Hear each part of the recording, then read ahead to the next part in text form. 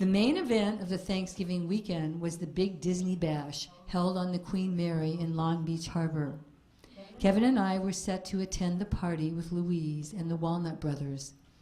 Early that morning, Jacob called to finalize the plans. He and Kevin were flying to New York at 5:30 p.m., so he would send a separate car for Louise and me. As we approached the Queen Mary, the streets were lined with press trucks and fans. Kevin had told us that no press were allowed on the ship as Disney's little gift to the celebrities who attended. That way, everyone could let their hair down and relax, so security was very light. The trade-off was a long gauntlet between the dock and the ship, where a blue carpet had been laid and the fans lined either side. Entertainment reporters hovered near the entrance to the big ship, where the people were gathered. "Kevin!" shouted the fans as we walked beside them. He stopped to sign some autographs, and the photographers furiously snapped away.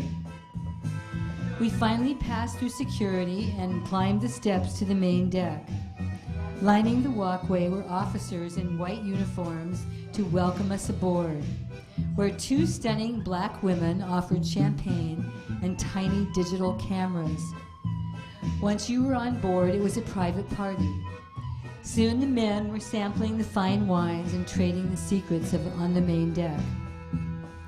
Louise and I wandered up to the salon level just as two amazing pirates arrived, Johnny Depp and Keith Richards. They both looked like rock and roll, with velvet pants and vests, and Keith with a huge silver chain around his waist. Depp had his long hair slicked back, but Keith's mop of curls framed his wicked face. Each had a cigarette hanging from his mouth, and Johnny grabbed a bottle of red wine from a passing tray. They marched into the room laughing like rogues, slapping people on the back as they moved toward us. It was a sight to behold, so we just stood and watched like everyone else. Louise decided it was time to find Jacob and Kevin and started off through the crowds, dodging trays of steaming egg rolls carried high above our heads. The waiters swooped in to offer one of the pirates with the 40 guests who had suddenly gathered around. As people stepped aside, I smiled at the famous bad boys, and Johnny winked at me. Keith roared, "Hey there, women," and started toward me with a shit-eating grin on his face. Johnny was close behind him. "Hello, my dear," drawled Keith, stopping in front of me. "That's some get-up." "Thanks," I said, with 50 sets of eyes watching. They both circled around, and Johnny rubbed the back of my lynx vest. "I've got to have one of these," he said, and took a long pull from the wine bottle. "What do you think?" he said to Keith. They both cracked up and put their arms around me. "What's your name, baby?" asked Keith politely. He sniffed my bright yellow flowers and offered me a cigarette. A massive silver earring dangled near my nose. "Diana," I replied, playing along. "Come on, Diana," he said. "Let's get a picture of this."